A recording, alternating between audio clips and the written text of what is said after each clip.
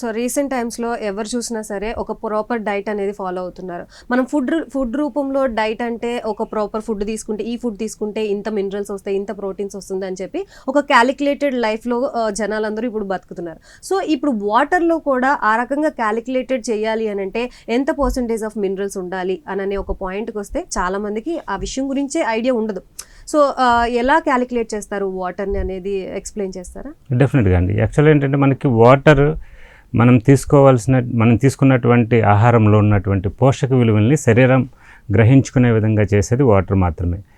అట్లా చేయాలని అంటే వాటర్లో ఒక 5 రకాలైన గుణాలు ఉండాలి.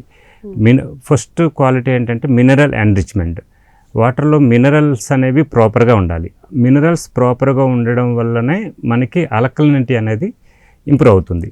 ఆల్కలైన్ వాటర్ మనం ప్రాపర్గా తీసుకున్న త్రూ మినరల్స్ ఉండడం వల్ల ఆల్కలైనిటీ ఉంటే కనుక మనకి తీసుకున్న ఆహారంలో ఉన్నటువంటి పోషక విలువలు శరీరం గ్రహించుకోగలుగుతుంది.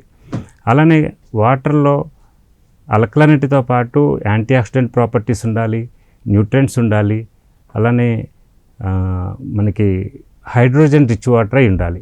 ఈ 5 రకాలైన క్వాలిటీస్ వాటర్లో ఉండగలిగితే కనుక వాటర్ 3 రకాల పనులు పర్ఫెక్ట్గా చేయగలుగుతుంది. ఆ 3 రకాల పనుల్లో మొట్టమొదటిది క్లెన్జింగ్ అనమాట. అంటే water itself cleanser. But ఈ క్వాలిటీస్ ఉన్నట్లయితే శరీరంలో ఉన్నటువంటి ఏదైతే వ్యర్థాలు ప్రాపర్గా మనం క్లెన్స్ చేసుకోలేకపోతామో as daily routine lifestyle రిలేటెడ్గా అది వాటర్ ప్రాపర్గా క్లెన్స్ చేస్తుంది. Next balancing. మనకి శరీరంలో ఉన్నటువంటి ఒక్కొక్క ఆర్గాన్ ఒక్కొక్క రకమైన pH ఉంటుంది. మన టీత్ మెలమైన ఒక pH ఉంటుంది, సెలైవా ఒక pH ఉంటుంది. Different organs different pH values ఉంటాయి.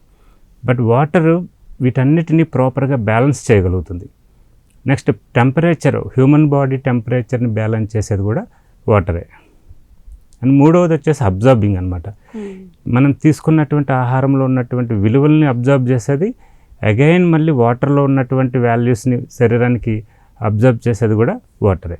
ఈ 3 పనులు పర్ఫెక్ట్గా నడవాలనంటే వాటర్లో ఈ 5 గుణాలు మస్ట్ అండ్ షుడ్గా ఉండాలి.